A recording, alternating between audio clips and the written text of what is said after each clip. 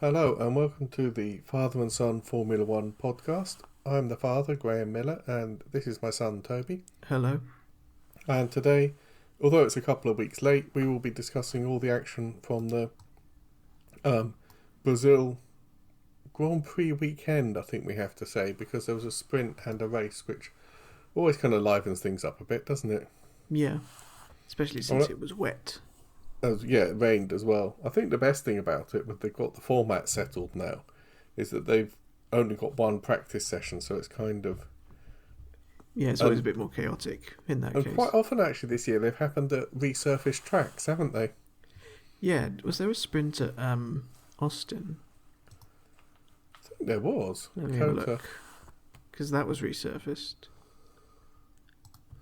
But they resurfaced the Sao Paulo track, and they did it really badly. Everybody was complaining about the bumps, weren't they? Yeah, I think it might have been exacerbated by ground effect. They might not have noticed them if they, if the same resurfacing had happened like 5 years ago.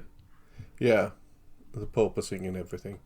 Yeah. So let's cast our mind back to a couple of weeks. Free practice wasn't particularly indicative of anything, I don't think. Looks like it was fast times, so pre-raining, but then it was Behrman in third, subbing in for Magnussen, who was sick. Oh yeah, let's just mention that a minute. Kevin Magnussen had some kind of stomach bug. I don't actually know what happened to him.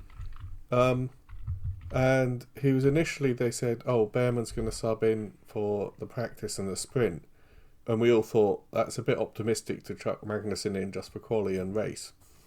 Mm. And it turns out we were right, because pretty much as soon as that happened, he just said, no, I'm just noping out of the whole weekend.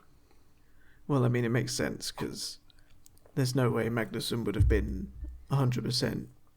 Even if he wasn't sick anymore, he still would have missed half the weekend. So, and it's not like, Sainz coming back from appendicitis and winning a race 2 weeks later. No, and I mean, it's good to get Behrman more experience as well for the Haas team. That's got to be the better choice in the long run. Yeah, I mean, I'm not sure if they were actually kind of shading the rules a bit, but it was definitely the right choice to give Behrman another race weekend. I think it's his third race weekend, isn't it? Yeah, I don't think it's against any rules if they just decide to enter Behrman. No. And just have him in the whole weekend. Now, when you're saying some of the earlier races, they actually split the drive in the middle of the race. Yeah. There's, what's like the weirdest one? What was worse is when they would get the point for fastest lap, but then it would get split like 7 ways, but it's only 1 point. So people ended up with ridiculous little scraps of points. Fractions of a point, yeah. Look, 1952 Italian Grand Prix. Alberto Ascari. No, this is different. So Ascari and Gonzalez set the fastest lap, but it was the same time because they only went to tenths of a second. It was a 2:06.1. So they split the half a point for fastest lap. So Ascari got 8.5 points for winning. I'm sure they did do car sharing in the early years, and it was strange. But I'm sure also, like, the only female driver to score a point was in a race that went less than full distance, so she technically got half a point. Yeah, I think so. Lella Lombardi.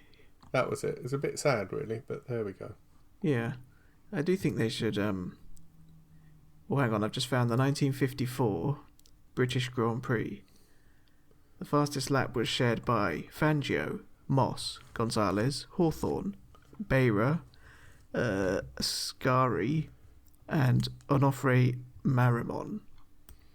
So... How many different cars was that? 1, 2, 3, 4, 5, 6, 7. 150, because they only counted seconds. So Gonzalez, who won, scored 8.143 points. Oh, God. Anyway, that's a massive tangent. Yes. Yeah, I think off the top of my head, I'm having a quick look. The sprint was kind of what we expected, really, wasn't it? Did it rain, the sprint? No, the sprint qualifying was on the Friday, and the race was on the Saturday. And then when the qualifying for the race qualifying happened on Saturday, it was tipping it down with rain. Yeah, because they kept pushing the qualifying.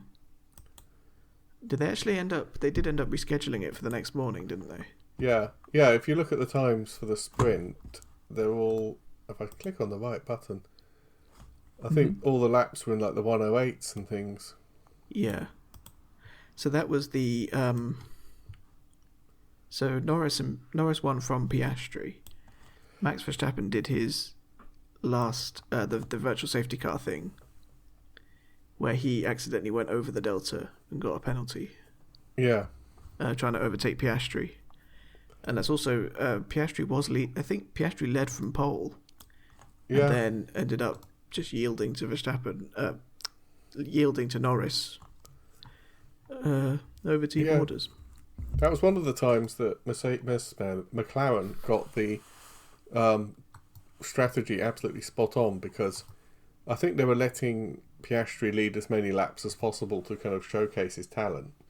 And then they started saying, look, you are going to have to swap. And then I can't remember why there was a virtual safety car. Looks on here like Hulkenberg, I think. He DNF'd. I think he got beached in the gravel. Yeah. Well, he broke down, maybe? And so Piastri was leading. He was giving Norris the DRS. And then they were going to swap on the last lap, but they ended up swapping just as the virtual safety car came out, just before it. Yeah, just to give themselves a bit of a chance, basically. Although the virtual safety car took a long time to come out. Otherwise, I think if it had come out straight away, it would have been Piastri leading Norris on the restart. Yeah. At which point, there's nothing he can really do, because Max will be all over Norris. Yeah, because Max Verstappen was running third for a lot of it. But, I mean, I saw, even before they did the, sky pad slow motion, it was still virtual safety car on the screen. And at one point, Max was pretty much, I think his front wheel was in front of Norris's rear wheels. Yeah, he was like almost alongside. Well, he was alongside. It was Piastri, I think. Oh, no, you're right, it would have been Piastri. But yeah, he was basically alongside. And the penalty he got was for just safety car infringement, which meant that he didn't stick to the delta. Yeah. To explain that a bit, you've got your lap time has basically got to be 140% of what your lap time was. So your speed has got to go down by 40%. And it's kind of like being in the average speed check area on the motorway when you get roadworks and the yellow cameras. Yeah. And he was something like 0.9 of a second too fast. I think it was 0.6. 0.6, but still a significant amount. And yeah, that's quite a lot for an F1 driver.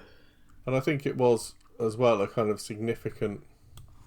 And it was not like, oh whoops, my sensor made a mistake and I went 0.001 seconds over. He was trying to overtake somebody and he went over, so that's why they were like, well. Yeah, and obviously he dropped back and tried to get his average speed under before the next detection point and failed, but that was him trying to correct an earlier mistake. Yeah. I think that was a kind of fair penalty because it dropped him down to fourth. Yeah, one place in the sprint, which is 1 point. So it wasn't like a terrible penalty and it wasn't a terrible infringement. I think it's pretty well balanced. Yeah, I mean, he broke the rules slightly and got a pretty proportional penalty. And also, it's not like all the battling and pushing people off at corners that's happened in the last couple of races. It's not where the stewards have to make a judgment call about who was ahead at the apex and who was behind. And it's a pretty black and white thing. You're either within the delta, or you're not. Yeah, the numbers say this. It's true or it's false. It's quite an easy thing to do. Mm-hmm. I think this was probably. I'm looking a bit further down the grid. I think, as we said last time out, Mercedes are going to use this to test. And they obviously gave whatever they gave to Lewis Hamilton, they need to bin, because nothing worked. Yeah, it was 11th in the sprint. Yeah. Mixing it with the likes of Colapinto and Albon. Yeah. Actually, in between the two Williamses. Liam Lawson in the Red Bull was ahead of him. And Sergio... hang on a second. Yeah, Perez was ahead of him as well. I mean, being behind Perez means something's gone terribly wrong. Yeah. Actually, Perez and Lawson had an epic fight. I think Lawson chewed bits of bodywork off Perez's Red Bull. It happened in Mexico, I think. They were fighting. Oh, was that in Mexico? Yeah. Oh, yeah, they were quite... I think Perez has already had some kind of strong words about how he's conducting himself, Lawson. Yeah. Which is quite funny because it's quite obvious that Lawson's kind of gunning for the Red Bull seat. Well, yeah, I mean, Perez and Lawson scrapping is just okay, let's just show, who's it? Helmut Marko, probably. Yeah. Who's racing? Anyone else, Lawson's racing kind of normally. But when it comes to Perez, it's a big point can be made. Yeah, also I think Tsunoda as well, but he did 6 places up on Tsunoda. I mean, that's a fairly epic result. Yeah, I mean, Lawson's been quite good. He's kind of matched Tsunoda at least and beaten him quite a bit already. He seems more comfortable there than Ricciardo did. Yeah, the car probably suits him better, to be honest. Yeah, I do think Ricciardo is one of those drivers who needs a particular car under him. Yeah. And I mean, those early years he had with Red Bull, the car suited him 100%, and he was kind of lethal. Kind of, in a way, like Vettel and Button. Yeah. I think Vettel loved the off-throttle blown diffuser cars where he could just nail the throttle and throw it into a corner. And I mean, 2009, Brawn GP had the double-stacked rear diffuser, which was a similar effect. Yeah. And Button won the championship, but Vettel came second. And he was the one who, once they sorted out the FIA stuff, basically after they said it was legal and Brawn lost that advantage, it was Vettel who started closing up the gap. Yeah. So, yeah, I think just Ricciardo with the McLaren, he just wasn't happy with it. And that probably knocked his confidence quite a bit. Yeah. Yeah, it's kind of a lot of the old school drivers are kind of struggling with the ground effect, aren't they? Yeah, I mean, Alonso's actually not been that good recently, I'll be honest. As much as the Aston Martin has been sliding backwards quite a lot, he's had quite a few races where he's just been 18th. Yeah. So I think maybe Alonso's time is starting to run out a little bit. Yeah, but I think he'll become like a kind of Jos Verstappen-y Helmut Marko figure. Probably more like Aston Martin. Probably more like a kind of Niki Lauda figure. Yeah, actually, that's probably a fairer assessment. Because obviously, I mean, was this his 400th weekend? Or was that last? No, last race, which was Mexico, was his 400th entry. Yeah. Not his 400th start, because of course he DNS'd at least once, apparently. I think it was 2 or 3, but yeah. I mean, when you've done that many. He has had 398 starts out of 401 entries. Yeah. So that means he'll start Vegas. Qatar will be his 400th start. If everything goes according to plan. Yes. Yeah, and I mean, I remember after the qualifying, Norris is a very odd figure in a racing driver. Because he was like, oh yeah, that's not how I want to win. It's a bit embarrassing, really. Because basically, Piastri was the faster guy on the day. Yeah. And he was like, oh, I don't want to be given points, which is a bit... It's a little difficult to kind of balance, I think. Because on the one hand, he doesn't want to be kind of... He wants to be a bit more kind of humble and a bit more of like a... almost like a modern driver without that kind of... arrogance. Yeah. But a lot of old heads are kind of presuming that the kind of Schumacher approach was just the champion's killer instinct, and they think that's what all drivers should be. I kind of think I think there is a world in which Norris can win a championship without having that kind of, killer instinct in the nicer way, but sometimes just being kind of dirty and nasty. Yeah, I mean, you look at, the Senna-Prost era was incredibly dirty. Schumacher, for all that he is one of the true greats and won 92 races and 7 titles. Yeah.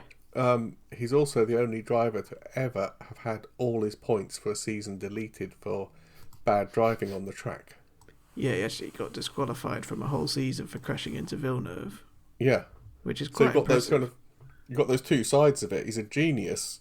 He's so fast. And also, he did things like serve his penalty in the pit lane because he could go in and pit and he would cross the start-finish line as he entered his pit box or something. I mean, any potential fraction of a second advantage, he would just grab it with both hands and go, yeah, I don't care. Yeah, I kind of like that though. I think that falls more into twisting the technical regs. Yeah. It's not quite the same as driving someone off track and then gaining an advantage and just but then again with Schumacher, I'm sure I remember races where early in the season Barrichello would be in the lead and he would get team orders and let Schumacher through, and he got to the top step of the podium and everybody booed. I think, was it Austria 02? Because it was 4 or 5 races in, Schumacher had won most of them. Yeah. He wasn't going to lose, and they still swapped him. Yeah. And then I think he got really clumsy. I think Schumacher tried to get him on the top step with him, and it's just too little, too late, mate. And I think if you look at, I think that's why Hamilton should be given so much more credit. Because he matched Schumacher, he's beaten Schumacher in all but one metric now.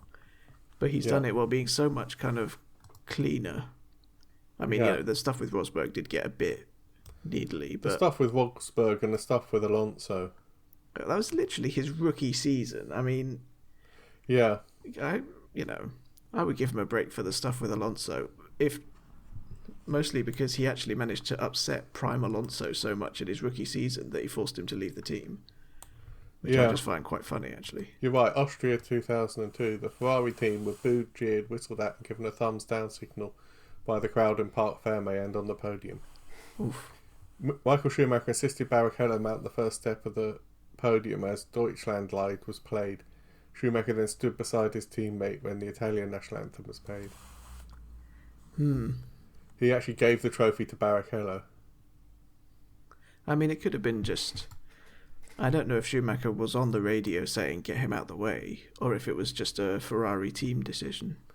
Well, see, I think a team like Ferrari, and I've said this about Red Bull, in the current era would have said, we've signed you up as our number one driver. You will get priority. Yeah. So it was probably decided, and we know that there's been a lot of talk about Webber and Piastri and what the behind closed doors deal was to get Piastri to move over. But I also think Norris doesn't want to be a Schumacher and be the kind of dominant number one in the team. I think he actually does want to beat Piastri by being faster, not by being given the... Yeah. And I think McLaren are trying to accommodate that. But then they run into something like the Red Bull machine, where Verstappen is so obviously the number one that it's just a little bit difficult to... And they kind of, they're wondering, is it actually possible? Yeah, and I mean, imagine if, instead of Perez, you had somebody like Sainz as number 2 doing what he was told. They would just be obliterating everybody. Yeah. I mean... And then you kind of, if you do try and have it equitable, you end up with a Hamilton-Rosberg, which actually, to start with, it kind of forced Rosberg into retirement after he won. And it kind of damaged, their relationship quite a lot as well. Yeah. It's one of those eternal kind of questions, really, isn't it? But, anyway, that happened in the sprint. And like I say, Norris wasn't particularly happy at being kind of gifted the win, which is a bit weird. And then we sat down to watch the qualifying and nothing happened. It was kind of like snooker commentary, where the poor commentators were just sat there for, I think it's about an hour and a half, talking about the rain and the weather radar and which direction the wind was blowing and where the rain was coming from. And they kind of they would interview any driver or team personnel walking past and say... I think the person who makes the coffee at Alpine got interviewed. They did have an interview with, what's the guy's name? Stefano Domenicali. Yeah, he does more than make the coffee, I know that much. Yeah, he's in charge of the whole thing, I think.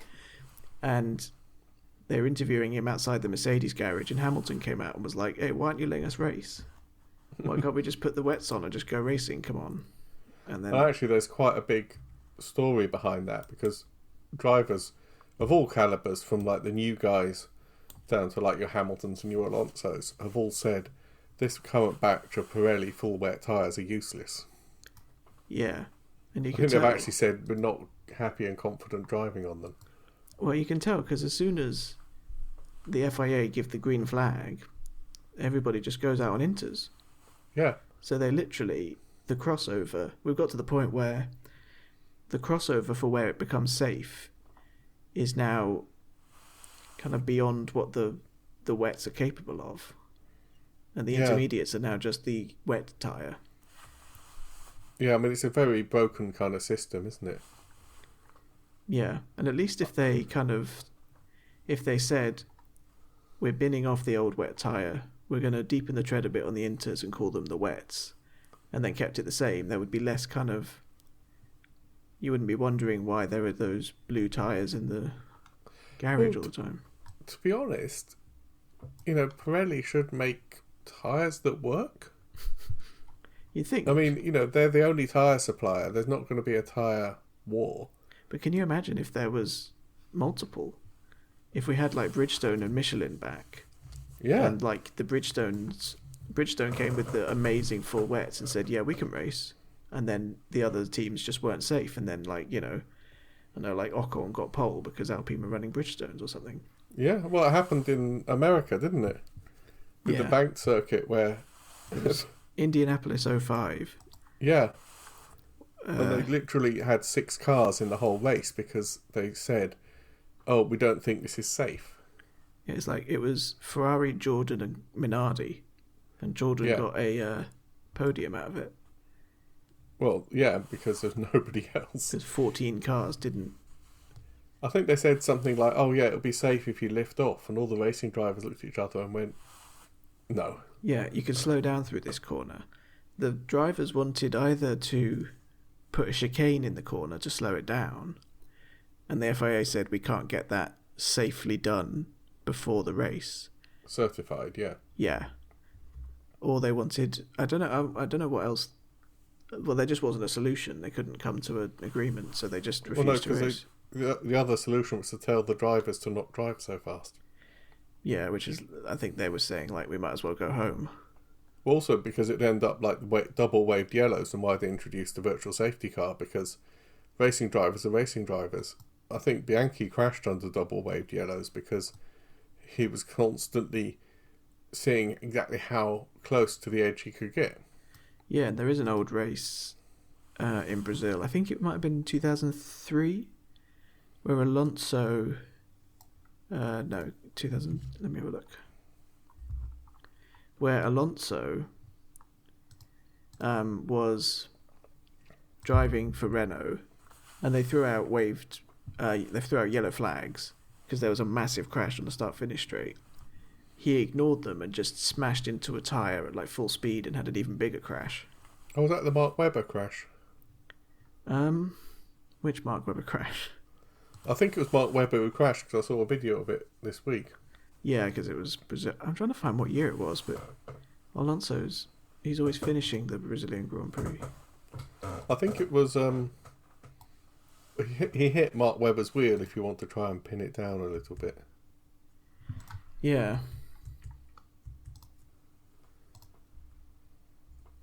Anyway, yes. So for the first time, oh god, it's probably only about the fifth, sixth time in history, they actually abandoned all of qualifying because the rain wasn't letting up.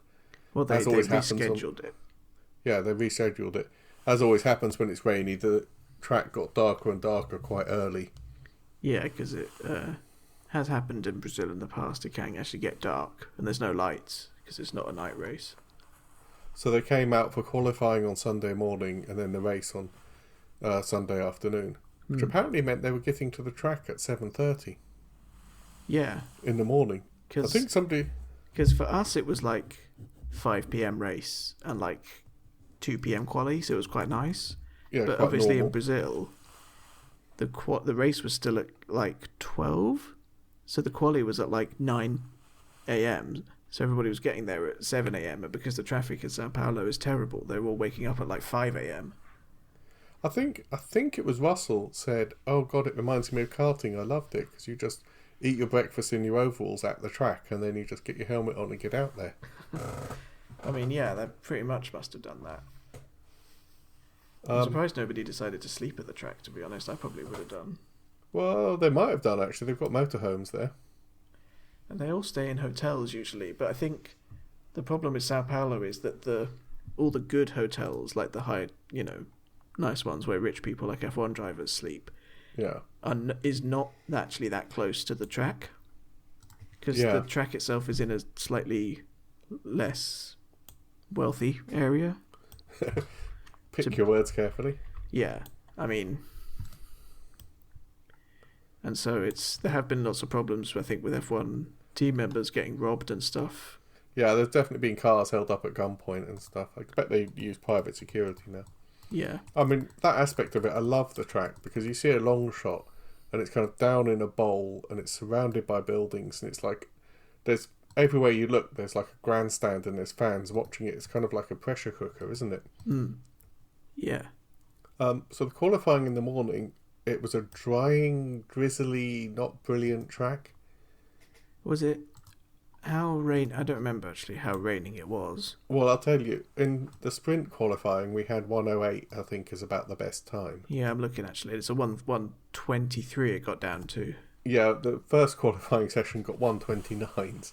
So pretty intermediate, really. Yeah. As suspected on something like that, we lost some... Yeah, Hamilton was out on quali 1. Apart from that, it was just... Sainz was out in Perez. And Verstappen. But Verstappen had that 5-place grid drop for extra engine parts. Yeah, but before that, he qualified in 12th. Yeah. Now, that was a very interesting decision because I think... I'm going to say Albon binned it. Yes, I think so. He ended Somebody crashed in corner 2 and the race director didn't throw out any flags or red flag the session for about 40 seconds. Which qualifying session was this? What's that? Which Q was this? I think it was Q2. Because Albon finished Q3, so... Yeah, I think it was Q2. There was a crash and then he held off throwing out any flags for about 40 seconds. So all the cars, because basically with the changeable conditions and the intermediates on, all the cars were fueled to do the whole 12 minutes or 15 minutes or however long the session was without having to come back in because nobody knew, the track might suddenly improve. So there were a whole stack of cars ahead of the crash and he gave them 40 seconds roughly to finish their lap. And I think Max Verstappen was fuming about it because he just ended up the wrong side of that, so he didn't get a chance to put a hot lap in Q2. And that's why he ended up down in 12th. But I think if you look at it, if he'd thrown the flag then, he would have been out anyway. If he'd thrown the flag immediately, Verstappen was still out. He didn't get pushed out in that time. No, I think it was more just a perceived unfairness. Yeah, and a kind of procedural problem as well, of course. And I think that could have been why, what's his face, Niels Vittich ended up getting the boot. Yeah, now that's another interesting side tangent. Niels Vittich, who has been race director for 3 or 4 years? Well, since Abu Dhabi 2021. Yeah, I think he shared. Don't know what happened to the previous guy. No. Yeah, there was a kind of shared deal for a bit, but I think the other guy stepped down. So I think it's been him for about probably 2-3 years. Yeah. Oh, no. Albon and Alonso crashed in Q3. I'm reading the report now. Yeah, I'm looking. Stroll. Stroll crashed in Q2. Yeah, because he was 10th, but he ended up not setting a lap. Sainz crashed in Q2 as well, but that was a red flag. I'm just watching it on my phone now. It was absolute carnage, basically. Every session of qualifying had 2 or 3 fairly big red flaggy crashes. Yeah, it looks like Colapinto crashed, and they didn't enter him into the race because it was so bad, the damage. Yeah, I think they had 2 entire cars to rebuild, basically. And as we know, they're really absolutely struggling. They were at the beginning of the year. Did they actually... Oh no, they entered Colapinto, they didn't enter Albon. Right, yeah. And Stroll didn't start, but that's because he beached his car on the formation lap somehow. Yeah, I mean, already the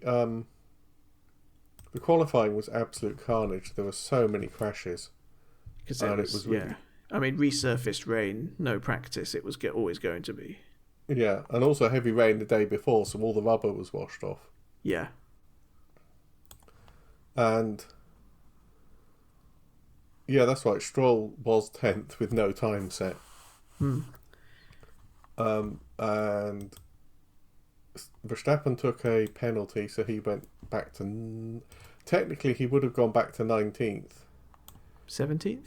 But then Zhou and Sainz went. I think Sainz had to... Sainz got pit lane start. Because he had to change a gearbox? Yeah. Or an engine? And I can't remember what happened to Zhou. But, I think from this, Verstappen qualified down to 17th with the penalty. Oh, yeah. Sainz started from the pit lane. But it looks like Sainz set a slower time than Verstappen anyway. And then Zhou just qualified in 19th. Badly. Yeah, it was quite chaotic. And I remember saying this in that short gap we had between qualifying and the race. With Max Verstappen down in 17th and Lando Norris on pole. This was kind of the turning point for the whole season. Yeah.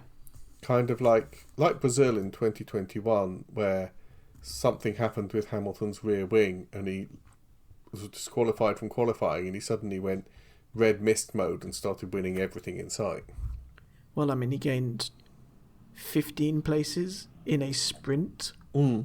Then got another 5-second penalty to start 10th and then won.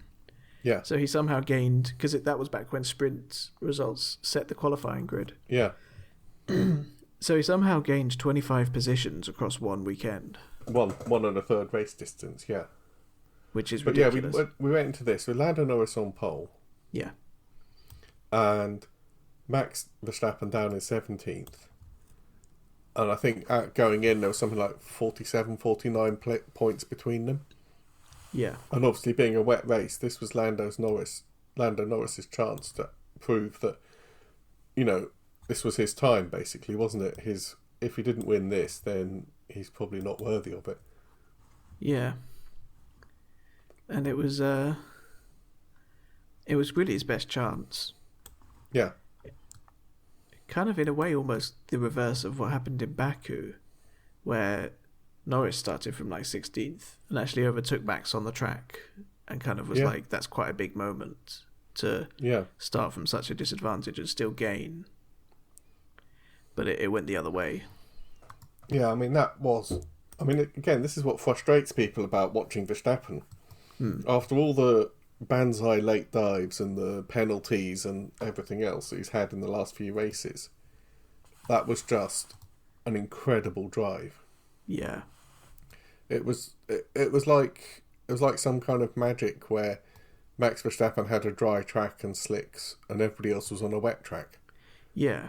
They were literally on the start or the restart, he just goes to the outside of that turn 3 and everybody else is squirming and oversteering on the inside where it's supposedly a bit drier, Yeah. And he on the outside is just like going past them like they've, like he's got, like he's set the AI on like a Formula One game to like easy mode. Yeah. And everybody else was on hard mode. It was, again, it was an unbelievably chaotic race.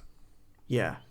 And you kind of said, you've said in the past that like championships can be decided by how well drivers can stay out of trouble. Yeah.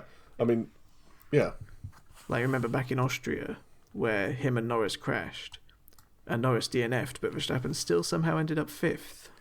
Yeah, because Norris was annoyed and thrashed it on the way home and on the way back to the pits and shredded the tyre off and damaged his bodywork. Yeah. Whereas somehow Verstappen knew, well, he's had enough crashes in his career, let's be honest, to kind of limp it home and keep it gentle and not rev it up too much. Maybe there's a bit of luck involved. Yeah. I'm actually just looking at this. I can't remember a race like this. Hulkenberg was disqualified from the whole race. Yes. Because he spun out and Marshall's helped push him off being beached on the gravel. Yeah. That was a gutter. He got into a gutter, didn't he? Yeah, and he actually got shown the black flag. Yeah. Which has not happened, let me get my notebook up, has not happened since 2009.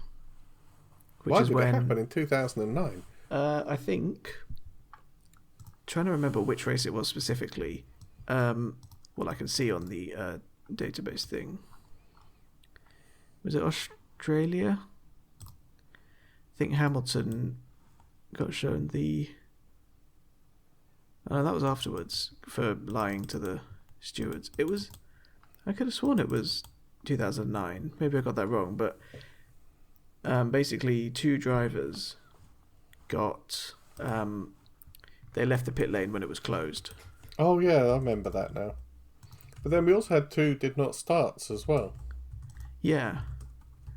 I don't know when the last time that happened was.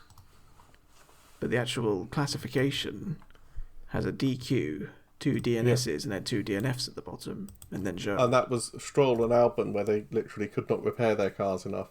Probably again as a consequence of only having a few hours between qualifying and the race. Well, I think Albon didn't have his car ready.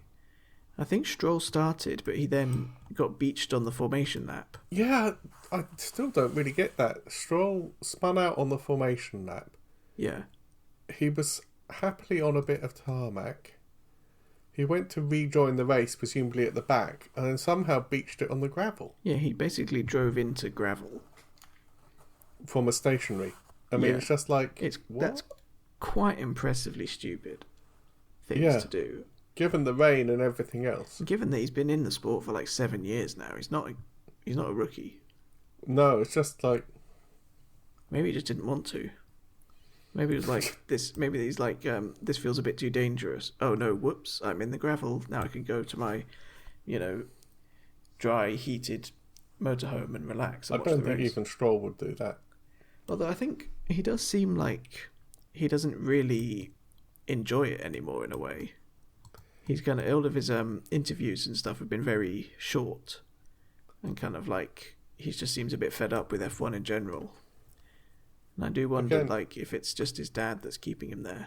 Well, on the BBC F1 page, there's like one of the questions is what would happen to the Aston Martin team if Lance wasn't a driver? Because is Lawrence, his dad's Lawrence Stroll, is his ambition to make his son an F1 champion, or is his ambition to revitalise a great brand in Aston Martin and make them champions? Well, given that Lawrence was originally backing Williams when Lance was racing for them, kind of seems more like the former, in a way. What, trying to get his son into... Yeah, because he kind of sponsored his son into F1, and he was trying to help Williams out as well.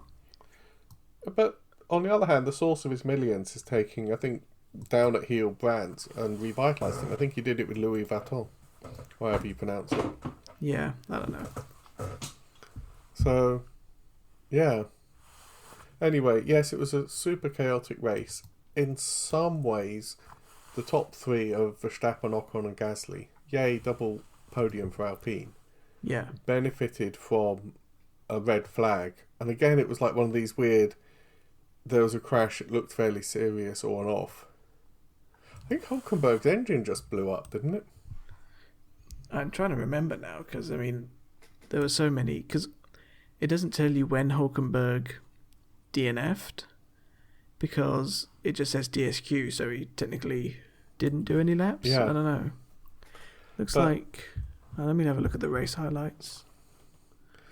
But yeah, there was a red flag. They had a virtual safety car first, and most of the front runners pitted under the safety car to get a, quote, cheap pit stop. Max Verstappen, Ocon and Gasly stayed out, and I think it was quite a shrewd ploy because they looked at the situation. I reckon people like Horner and whoever runs Alpine looked at the situation and went, yeah, they're probably going to red flag that. I think Russell said that as well in the car. Yeah, I think he was fuming at his... And they said, no, we're going to pit for fresh inters. Oh, we missed... There was the whole starting procedure thing as well. Oh, crumbs. Yeah, I remember that. This race was so ridiculous. There was like a whole season's worth of weird and wacky F1 moments in one race. Oh, yeah, basically. because Stroll beached it, didn't they? Abort the start. They... let me see if I can see... It was weird because they said starting procedure aborted. Race control aborted start. Yep. They didn't say extra formation lap, which they usually do. But Norris... And the lights were orange. Yeah, they weren't green, or they weren't like the... I don't know what configuration they were supposed to be. But Norris drove off without being told to, basically. Yeah. I think Russell drove off at basically the same time. The top... Again, I'd have to look at the documents that who they gave penalties to. But they decided that after a certain point, some of them were just following... Yeah. What's it called? They were just following Norris and Russell. So they weren't really at fault, because at that point they would have come around the back of them and been dangerous.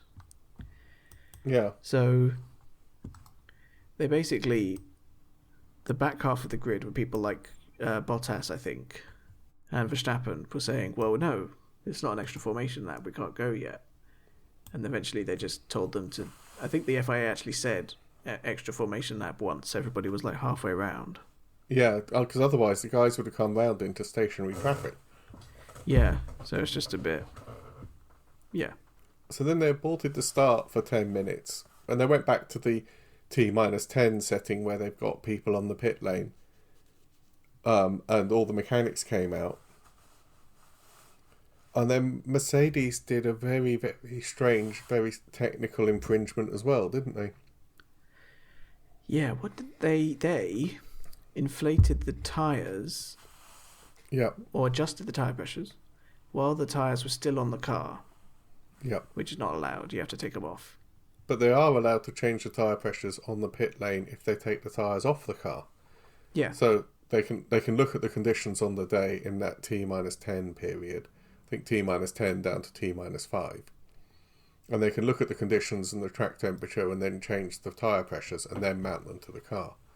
And again, like the start lane infringement, they decided nobody had gained an advantage. They understood that they were pressured for time. It was an unusual situation. They didn't have much room. And they just, I think, I might have issued a fine to the team or something, but it didn't really. Well, when was it that this happened? Was it the after the cars had all lined up again? Yeah. Because they hadn't done it correctly, they had to give another 10-minute gap to the the idea was start procedure. The idea was that when they said start aborted, they wanted to go then to the -10 minutes. Yeah, not start setting so delayed. That the mechanics could come out. Yeah, because that -10 minutes would then give would then give them a chance to recover Stroll's car and make it safe. Whereas I think that was the plan. Norris interpreted it differently. Yeah. Which, to be fair, if they had already put marshals out to get Stroll's car back, is actually quite dangerous from Norris. And kind of a very weird just a weird mistake to make. And also, it kind of assumes that, I don't know what a formation lap takes, a minute and a half, minute 40? Quite a bit longer, I think, because the back markers have to... Yeah, but even that's 2.5 minutes to recover the car. And like you say, with a wet track, the fact that he's already gone off there, the fact there'll be vehicles on the track... And the fact that it's not like a safety car. The cars aren't actually bunched up because they want to warm their own tyres and do their own thing. So actually, there are cars coming round almost like a whole lap's worth to that point. Yeah. I think they just ended up slowing things down even more. So while you're on the pit lane, there's a whole series of minutes away from the start, and there's a whole series of rules about who can be on the pit lane and when the drivers have to be in the cars with helmets on and hands and all the straps done up. And those are 15 minutes, 10, 5, 2, etc. And they delayed the start back to the start minus 10 minutes setting so that they had enough time to recover it. Yeah. But that was just utter chaos. Yeah. So, once that was done... Once it actually got underway... So, incorrect starting procedure was investigated after the race. Yeah. Which to me kind of said that they weren't going to take any positions or anything. Well, no, because it's not... It was a genuine mistake. Nobody gained an advantage out of it. If anything, they gained a disadvantage because they put another lap on their tyres and... Out of their fuel. Yeah. Although they took a lap out of the whole race distance. Yeah. And they did that at a slower speed. So... Yeah, I don't think it was intentional. No. So Russell got the lead out of turn 1. They were somehow both RBs were right up there fighting the Ferraris. Who crashed? That's Perez spinning. No, the first crash on the list is Colapinto on lap 30. Yeah, Behrman crashed into Colapinto a bit and but Behrman said that he'd never even driven Brazil on the simulator before actually getting there for the weekend. So in those conditions, on a track he'd had like an hour's experience on, it's kind of a miracle he didn't actually just crash much more. I think he actually said he was completely terrified for the whole race. Yeah, so the fact that he kind of nudged into Colapinto, kind of rear-ended him a bit, kind of fair enough. Yeah. Oh my god, lap 11, Verstappen got up to 6th from 17th. Yeah. I made up 4 or 5 places in the first lap. It was outrageous. Again, going around the outside, it just looks like he's on a different surface. But I mean, that's the point at which, beforehand, we were saying, could he get points? I think you said he's aiming for about 6th. Once he got up into 6th... I thought 5th or 6th would have been likely, given his car offset, given the rain. Yeah, but you didn't realise what Max is like in the rain. Ooh. I think without the rain, yeah, he would have been about 5th or 6th. But it depends then about the qualifying of Tsunoda and Ocon, if they would have qualified up there. Yeah. But, yeah, I mean, he got up to 6th on lap 11. That's the moment I was like, oh, he could actually challenge for the win. That's a Haas. Let me see. Yeah, so Hulkenberg went off at turn 1. Ended up in the gutter. Yeah. Yellow flags. Then there's a VSC. Then there's a kind of sneaky shot of him driving away before we've seen the marshals pushing him. Yeah. And then, Russell comes in when it goes green. That's probably why he was miffed. Because it's gone green. Yeah. Russell and Norris have pitted. Ocon takes the lead. And actually, there's a couple laps where Ocon is pulling away from Verstappen. Lap 29, he's 3.5 back. Lap 30, he's 8 seconds ahead. Ocon. Yeah, I mean, he did a really good... Ocon is actually... He's actually really, really good in the wet, Ocon. An underrated wet weather driver on the grid, really. And then full safety car. I think there was a full safety car just for the conditions. And then Colapinto crashed under the full safety car for the conditions, and then it was a red flag. Yeah. And that red flag allowed Max, Ocon and co. Gasly to change their tyres without actually pitting. But if you actually look at the final time it ran, Max Verstappen, without any pressure on him, just running out in front, ended up 23 seconds ahead of George Russell. Which is almost a free pit stop. Well, I think that means that if he'd taken a cheap pit stop under VSC at the same time as Russell, Leclerc and Norris, he would have beaten them anyway. Yeah. Honestly, especially as, there's a difference between his pace running in free air 10, 15 seconds ahead of Ocon, and if he'd been mixing it up and gone, right, I need to get past these guys, he'd have gone faster probably. I think, honestly, if Verstappen had taken a 10-second stop-go, then pitted onto slicks, he probably still would have won. Yeah, he was outrageously fast. I mean, he was so fast that Lewis Hamilton actually commented on his Instagram post saying, "Great drive." Yeah. Like, congratulations, that was an awesome drive. I mean, I think that's what we've been saying. Norris actually, in the last stages, slid wide and let Leclerc through in the conditions. Yeah, he made a mistake, basically. Yeah. And, I mean, okay, I think you can forgive him when he's just got the helmet off and he's realised the championship has slipped out of his grasp. But he did say, the red flag was luck, not talent. Yeah, I think that was a bit dumb of him to say. And he then did quite a lot of backpedaling. But people like Alonso and Hamilton kind of recognise what that drive was. Yeah, I think both of them actually commented on his Instagram post and said that was unbelievable. And I think it's a real shame that Hamilton had the NAF car and Russell had the good car, because he's normally awesome in the rain, Hamilton, and he was just hating every time he was out on track. I think he hated every lap of the weekend. You could just see it in his body language. And I think Russell is also very good in the rain, because he got that one podium in Spa in a Williams, the race that never was. Yeah. But he ended up fourth. And again, he was actually only 4 seconds behind the Alpines. So that is the sort of gap where you think, if it weren't for the VSC, he probably would have finished second. Yeah, so if Hamilton had that car, I still don't know if he could have caught Verstappen, but I think he could have been up there in the top 5. Yeah. Actually getting like a podium, probably. Right, let's have a look at the standings, because it's put Max 62 points ahead of Lando Norris. Yes. Only 3 races to go. 2 sprints?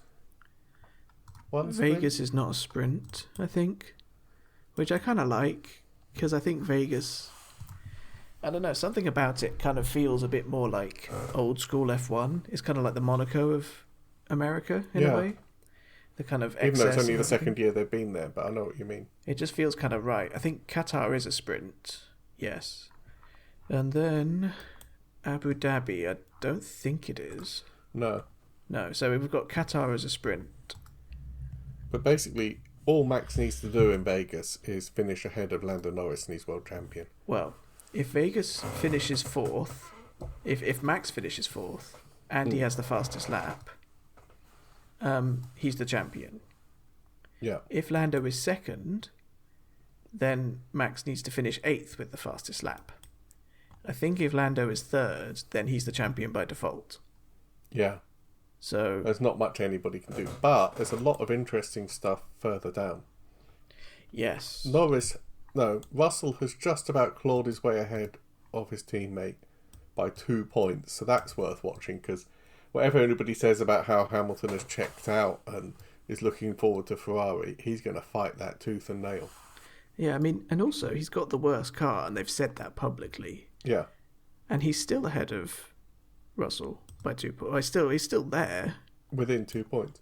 And then we've got this epic Hulkenberg 31, Tsunoda 28, Gasly 26, Stroll 24, and Ocon 23. Damn, that's 8 points on 5 drivers? 8 points across 5 drivers. I think, looking at that, Hulkenberg is the most likely to come out on top. Because really, Gasly and Ocon are only there because of their podium, to be honest. Yeah. Stroll Sonoda could put in a good result as well. I'm looking at Sonoda versus Hulkenberg, really, for P10 in the championship. But that's fairly interesting. Something else they were saying a lot, as kind of one of the little like fact sound bites, was Alpine in that race went from 9th to 6th in the championship. Yeah, and again, but that's 49 points for Alpine, 46 for Haas, and 44 for RB. Oh, and the Alpine... I've got 45 for Haas on my spreadsheet. I must have it wrong. Oh, I've got BBC up. But that means that I think Haas will probably get their 6th place back because they've been really strong and Alpine have not, to be blunt. Yeah. But again, RB are on 40.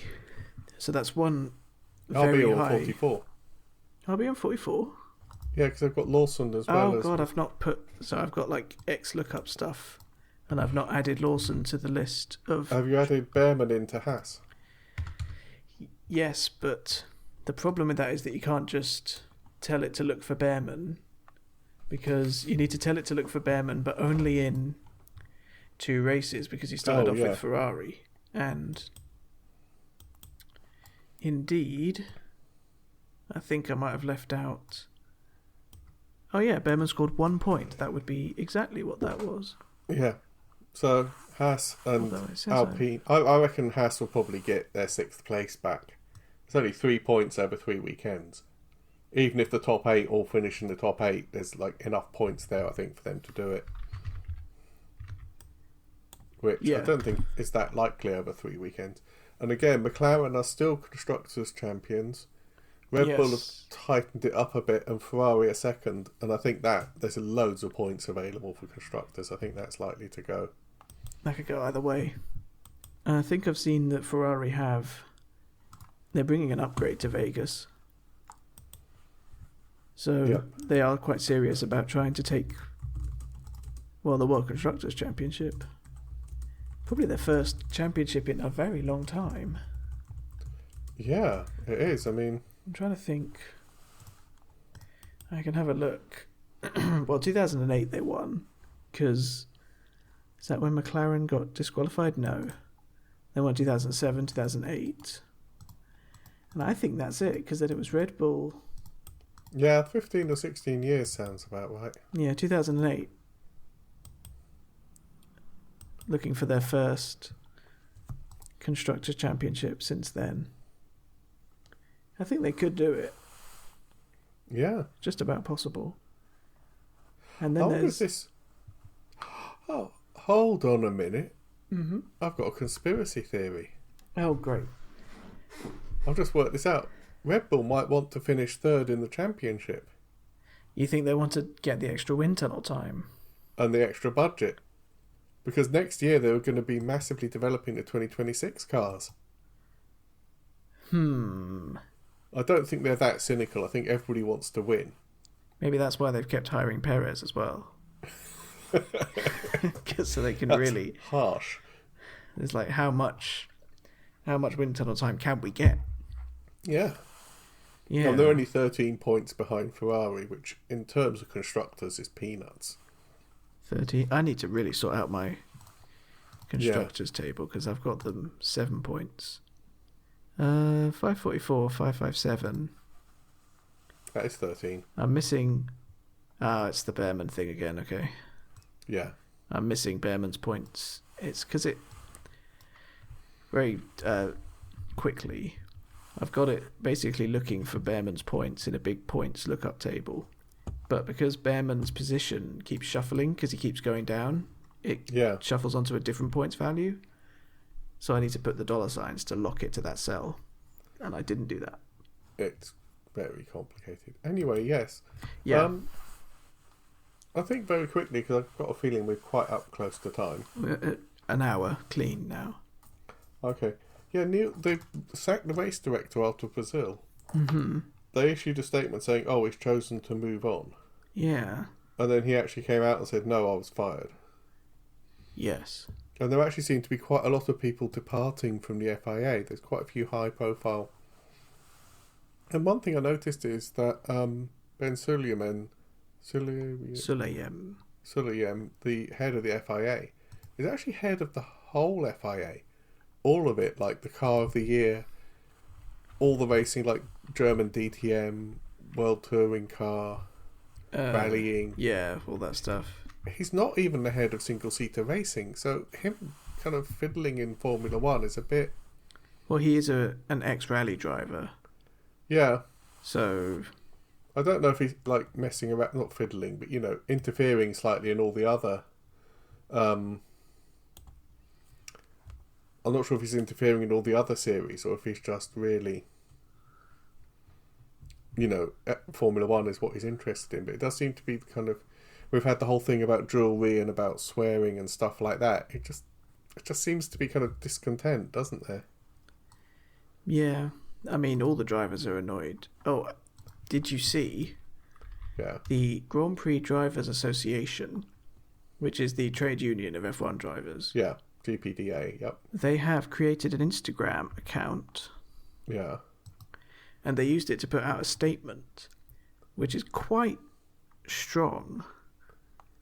It's quite a strong kind of basically saying, leave us alone. We're adults, I think they basically say. We don't need people looking over our shoulder. And they've also called out the FIA for handing out monetary fines and not sharing where that money goes. Yeah, I've seen that. And something occurred to me. Obviously the whole point of this is that I'm your dad. But they've started a Formula One kids channel. Yeah. Which is obviously to get kids... I can see the logic behind it in that, you know, they want to spread the fan base for it and get more people watching and more revenue. But as a parent, I would be far more worried about my children watching the Romain Grosjean crash than I would about hearing somebody swearing. And I kind of think, is this really a suitable thing to pitch for children? Because I sat there watching it live and I was like, oh, I don't know if I want to watch this. Well, I mean, they didn't actually show the car at all. No, but you saw it go up in a fireball and then they panned away from it and then you saw them going around under safety car and you saw the smoke blowing across the track. Yeah. And then what do you do if you've got an 8 or a 10 or a 12-year-old sat there going, what's happened to that car, Daddy? Well, is that driver going to be all right? Do you say, oh, don't worry, it's fine, they'll be fine? I mean, it was actually the scariest part was when the drivers were asking their... Yeah. They were saying, is he okay? And instead of going, yeah, he's out the car, all the race engineers went, we're just looking into it. We'll get back to you. I think... And, you know, a few F words or what things. I think is worse is the kids' channel has kids presenters. Yeah. I mean, how as a 12-year-old presenter do you actually deal with something like a Grosjean crash or a Bianchi crash? A presenter who's a child, not like somebody off kids' TV. Yeah, they have kids who commentate on the sport. Oh, that's just... It's not a suitable... I mean, you know, things like tennis or football... Yeah, I think maybe they're kind of thinking that it's safe now. It's calling F1 safe is not entirely accurate. No. But nobody has actually died driving a single-seater since Hubert in 2019. Yeah. Which actually was 5 years ago. And it was 5 years since Bianchi at that time. That's weird. Yeah, it's not... It's not really, it's not really a young kids thing. No. So I think either way, fining drivers for swearing is just quite monumentally stupid. Yeah, and it's kind of like they said, there's no idea where the money's going or what the... I mean, Leclerc's made a step. Leclerc got a €25,000 fine for swearing. Mm. And he said to be fined for saying something not even against someone is absurd. Because he wasn't... I think he was talking about his car. Saying... Yeah. I know, he was talking about how he nearly crashed in Mexico. And he basically swore saying, oh God, I'm going to crash. Mm. And then he got a fine for that, €25,000. But Norris's penalty for driving off the line was €5,000. Yeah. I think it's just kind of just... It seems a bit like a kind of insane power play by MBS. Yeah. And also, the other thing is, it's been pointed out, Tsunoda got in trouble for using the R word about somebody. Yeah. And he said, I had no idea what it meant, and now somebody's explained it to me. I'm horrified. I would never have used it. Yeah, because he literally doesn't speak English as a first language. Well, no, that's the whole point. It's an international sport. You've got Spanish people, you've got French, like Chinese drivers. I don't imagine Joe's English is like perfect. No, certainly not perfect enough to know, is that a mild swear word? Is that a serious swear word? Is that something that's never said in polite company? Something else people pointed out is that Tsunoda learned a lot of English hanging out with his mechanics, who are not, let's be honest, they're not going to be like BBC presenters in terms of their language, are they? Oh, no. The only way you can ever do car mechanics is to learn how to swear. Yeah. Well, even when I'm sitting on my driveway fixing cars, you just... Yeah. Yeah. It's... Anyway, that's enough controversy. Yeah. Did anything else happen? I'm trying to remember. Can I go through my spreadsheet, my F1 thing? So, the first time since 2018 that we've had 2 disqualifications in different races in one season. Yeah. The last time a driver started P17 and won a race was Raikkonen in Japan 2005. Yep. And that car he was driving was built by Adrian Newey. Oh. The first time 2 Frenchmen have stood on a podium together since 1997. Wow. And it's the first time a constructor has started a race where they were in the Constructors' Championship outside the top 8, and they had a double podium. The first time that's happened since 1984. Wow. And I wrote down a whole list of stats because they were they were tweeting them out like mad after the race. It was an epic race, to be fair. And I just wrote a load of them down so that I would remember them because I knew we were going to have a break. Max is the first driver to win from 10 different grid positions. Yeah. And this is the best one. Yep. Esteban Ocon has led more laps this season than Sergio Perez. Has Sergio Perez not led any laps? No, he's led 1. Oh, wow. But Ocon's led 14 now. Wow. Yeah. But Alpine are fairly rubbish at the moment. Yeah. Maybe anyway, it's kind of like Ferrari in Turkey a few years ago, where suddenly their car just works in the rain because it doesn't work in the dry. Yeah, because it kind of gets rid... I think it's a power problem. Yeah, well... Oh, they've ditched... Alpine have ditched Renault powertrains. Yeah. They're going to be Mercedes customers. Which is kind of weird, really, but there we go. Yeah. I think I've seen somewhere that Flavio Briatore was brought in to reorganise everything for Alpine to actually sell the team to another company. Oh, okay. So, then again, when it comes to like Andretti, I think they had Chevrolet power units or something. Cadillac. Yeah, Andretti Cadillac. They wanted to have their own power units. We could end up with like a Brawn GP situation where there's like a stand kind of a placeholder team, or like Racing Point. And then it changes. Yeah. Anyway, this has been... I mean, to be fair, that was one of the all-time epic races. Yeah. Especially one of the all-time epic wet races. So I don't mind that we've gone over a bit, because it has been... And it's also been 2 weeks, so a fair bit of guff has happened in the meantime. Yeah. So it's Vegas this weekend. Yep. Waking up early, because it's at 6 a.m. Yep. It was actually quite a fun race last time. Yeah, I don't mind it, actually. And it kind of, like I said, it feels like it fits on the calendar somehow. Yeah, it's kind of got... It makes more sense. I think Miami's the one that really doesn't make much sense. Yeah, I think Vegas is what they wanted Miami to be. The kind of glamorous... And as much as I think Las Vegas is kind of a, terrible place. Yep. Kind of does make sense. What did you think when you went there? I thought, this butter looks like ice cream, so I'm going to eat it. Yeah, for context, Toby was like 2.5. Yeah. I think when I took him to Vegas. Mm-hmm. And because American butter is white, he sat there and ate it because he thought it was ice cream. Also, because he's 2.5, so.